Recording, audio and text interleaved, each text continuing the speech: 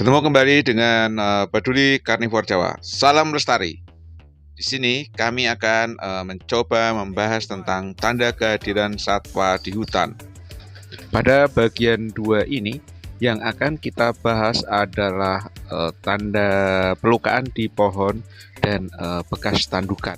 Jadi aktivitas hewan-hewan yang melakukan pelukaan di pohon diantaranya adalah seperti yang tertampilkan pada gambar ini, yaitu kelompok jenis bajing, di mana dalam aktivitas kesehariannya ketika dia melakukan pengkonsumsian kulit kayu, maka akan terlihat seperti di foto ini. Untuk yang getahnya masih berwarna merah terang, itu tandanya baru dikonsumsi. Sedangkan beberapa sudah terlihat hitam, getahnya mengering dan hitam, itu tandanya sudah beberapa hari yang lalu dilakukan. Nah, ini menjadi sebuah contoh yang nyata bahwa satwa ketika beraktivitas dia meninggalkan jejak tanda kehadirannya di kulit kayu ini. Dan ini berbeda dengan macan karena ada bekas luka 2 gigi dan terlihat itu ciri khas pengerat, kelompok bajing pengerat.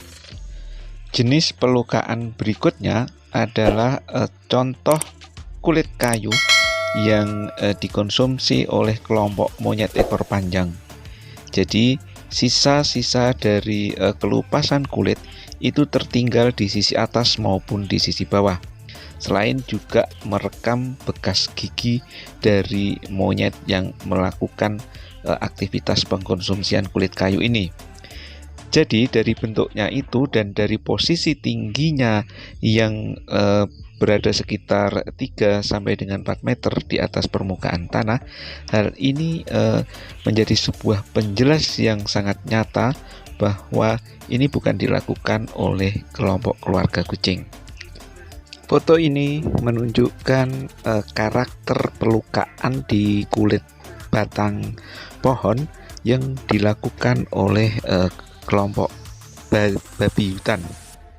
Jadi rekaman taringnya itu terlihat jelas menyamping dan tumpul. Dan pelukaan ini dilakukan sepertinya juga berulang, di mana getah yang mulai kering itu menunjukkan bahwa pelukaan sudah lama. Sedangkan kulit yang terkelupas dan getahnya masih terlihat putih itu menunjukkan luka baru.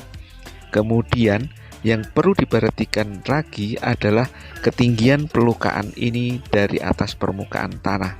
Dan ini menunjukkan ciri-ciri dari aktivitas yang dilakukan oleh babi hutan. Jenis pelukaan di pohon yang terlihat pada gambar ini menunjukkan sebuah aktivitas pemanjatan yang dilakukan oleh kelompok keluarga bajing.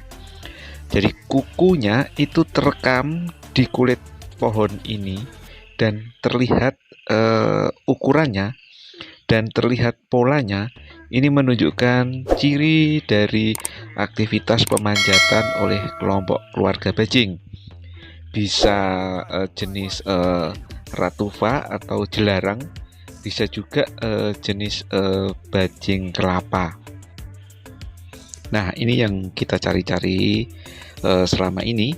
Ini menunjukkan tipikal dari pola cakaran di kayu atau pola pelukaan di kayu pohon, di kulit kayu pohon yang dilakukan oleh kelompok keluarga kucing besar.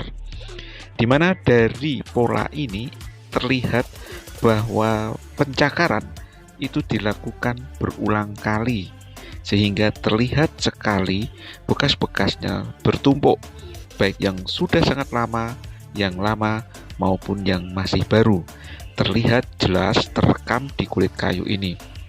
Dan kalau kita menemukan cakaran yang semacam ini kita sebut sebagai cakaran aktif. Artinya satwa kucing besar itu sering melakukan pencakaran di pohon ini saat melintas daerah teritorinya. Nanti juga akan kita kaji secara lebih detail tentang cakaran ini, ada di bab selanjutnya. Tapi yang jelas Ketika kita menemukan tanda kehadiran semacam ini, artinya bahwa daerah ini, habitat ini, kawasan ini ada satwa yang melakukan pencakaran. Dan tipikal dari ciri semacam ini menunjukkan bahwa yang melakukan adalah kelompok keluarga kucing besar. Jadi ketika kita masuk hutan, meskipun kita tidak melihatnya, kita bisa tahu bahwa kawasan ini ada kucing besarnya. Satu catatan yang bisa kita jumpai dari karakter pelukaan di kulit pohon yang dilakukan oleh kelompok keluarga kucing besar, yaitu posisi serat atau kelupasan kulit kayu berada pada posisi di bawah, bukan di atas. Karena cara melakukan pencakaran di pohon oleh keluarga kucing itu adalah menarik, bukan mendorong. Jadi menancapkan kukunya di kulit kayu, kemudian menariknya dan bukan mendorongnya. Kemudian ciri berikutnya adalah ketajaman atau sempitnya pelukaan yang diakibatkan oleh kuku. Karena kelompok keluarga kucing itu mempunyai kuku yang sangat tajam. Jadi nanti bisa kita ketahui itu dilakukan oleh kuku atau dilakukan oleh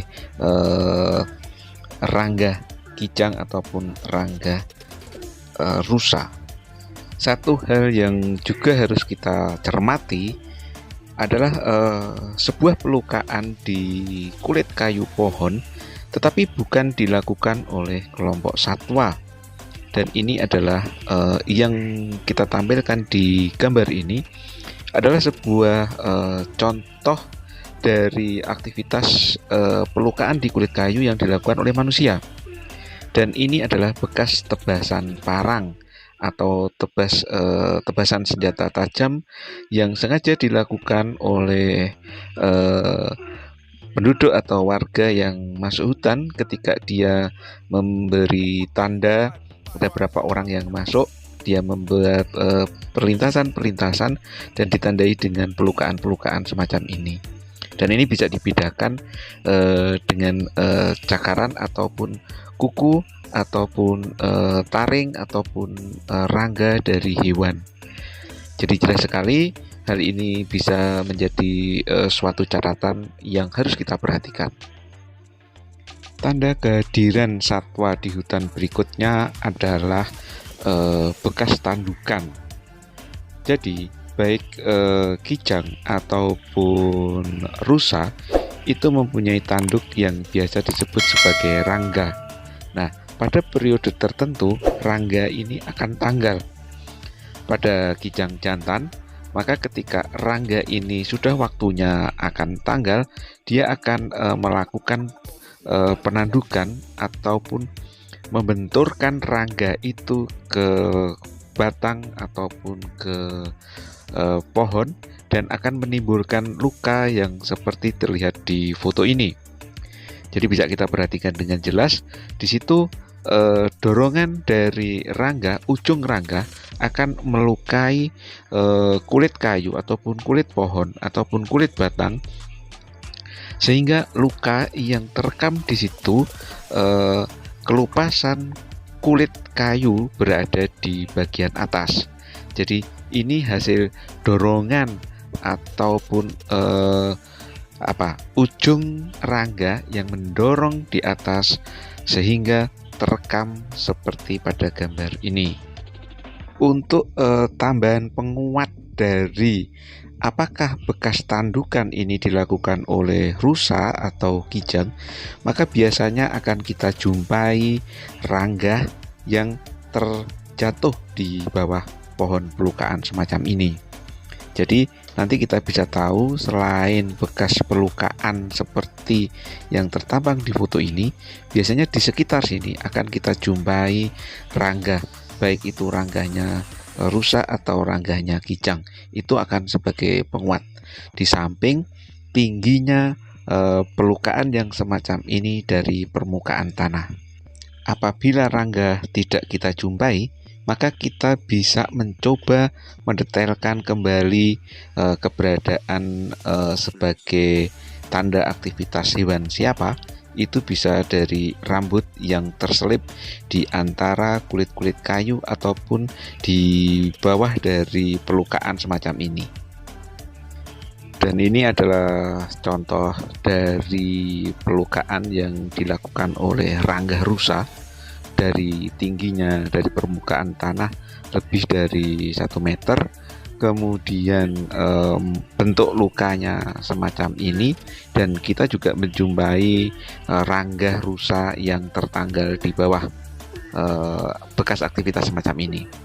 Jadi meskipun kita tidak ketemu rusanya, ketika kita menjumpai bekas pelukaan semacam ini, kita tahu bahwa di hutan ini ada rusa. Oke teman-teman, untuk sementara kita akhiri dulu pertemuan kali ini, dan kita lanjutkan pada tanda kehadiran berikutnya, yaitu tentang cakaran di tanah atau garutan di tanah. Jangan lupa like dan subscribe untuk video-video kita dari Peduli Karnivor Jawa supaya bisa mengikuti materi berikutnya. Terima kasih, salam lestari.